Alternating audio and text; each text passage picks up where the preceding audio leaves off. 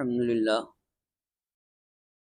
للہ رب العالمین والعاقبۃ للمتقین والصلاة والسلام علی سید المرسلین اما بعد اعوذ باللہ من الشیطان الرجیم بسم اللہ الرحمن الرحیم۔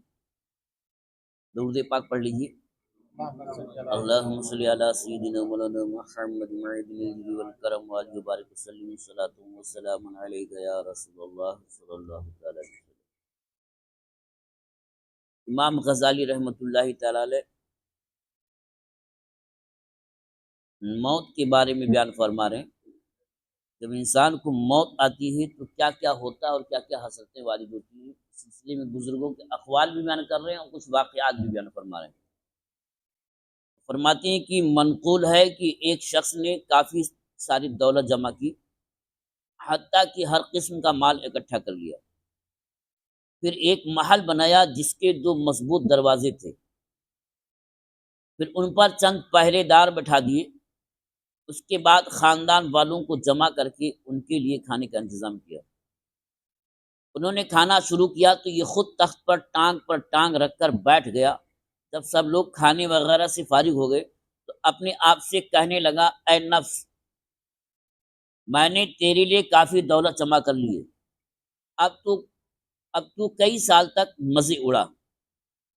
ابھی یہ جملہ ختم بھی نہ ہونے پایا تھا کہ ملک الموت علیہ السلام ایک مسکین آدمی کی صورت میں ظاہر ہوئے، یعنی غریب آدمی کی طرح ظاہر ہوئے، کہ بدن پر 2 بوسیدہ کپڑے اور گردن میں کشکول لٹکا تھا۔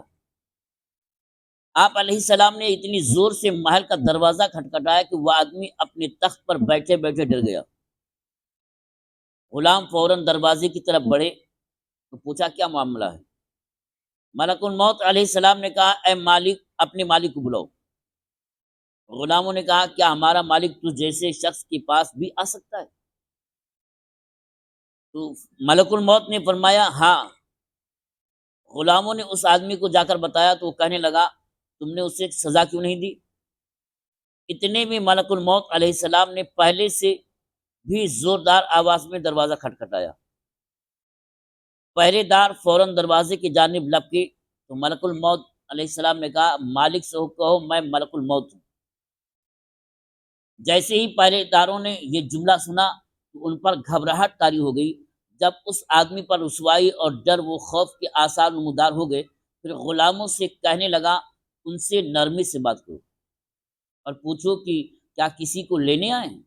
اتنے میں ملک الموت علیہ السلام اندر آ گئے اور کہا، تو اپنی دولت کے ساتھ جو کرنا چاہتا ہے کر لے، میں تیری روح لیے بغیر واپس نہ جاؤں گا۔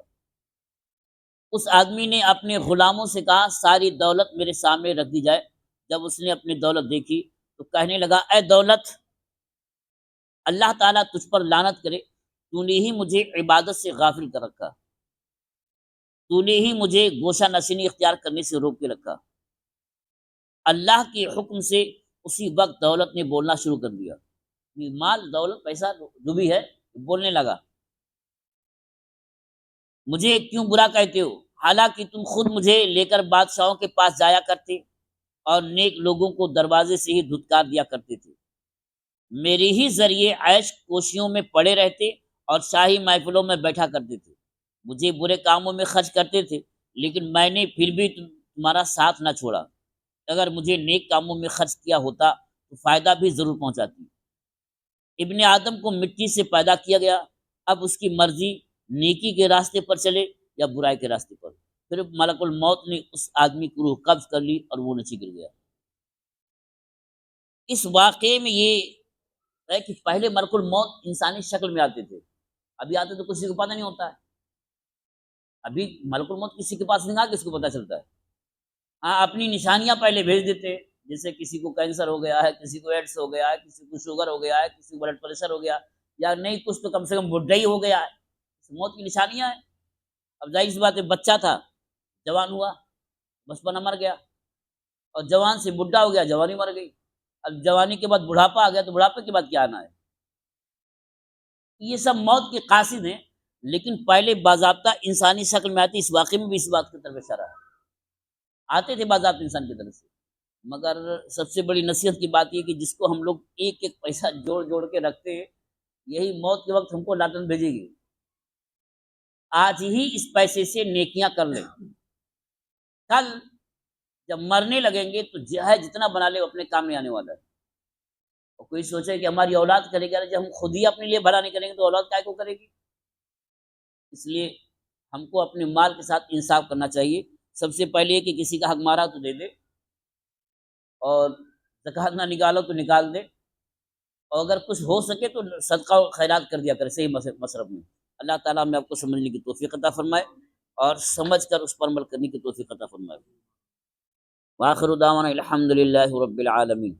اللہم صلی علی سیدنا مولانا محمد معدن الجود والکرم وآلہ وبارک وسلم صلاۃ وسلام علیک یا رسول اللہ صلی اللہ تعالی علیہ وسلم. یا اللہ یا رحمان یا رحیم، ہم لوگوں نے جو کچھ پڑھا اور سنا اسے پڑھنے اور سننے سے زیادہ سمجھنے اور سمجھ کر اس پر عمل کرنے کی توفیق عطا فرما. یا اللہ ہماری، ہمارے ماں باپ کی اور اپنے محبوب کی امت کی مغفرت فرما. یا اللہ ہمیں جو بیمار ہونے بیماریوں سے شفا عطا فرما. یا اللہ ہمیں جو مقروض ہونے بارے قرض سے بخشی عطا فرما.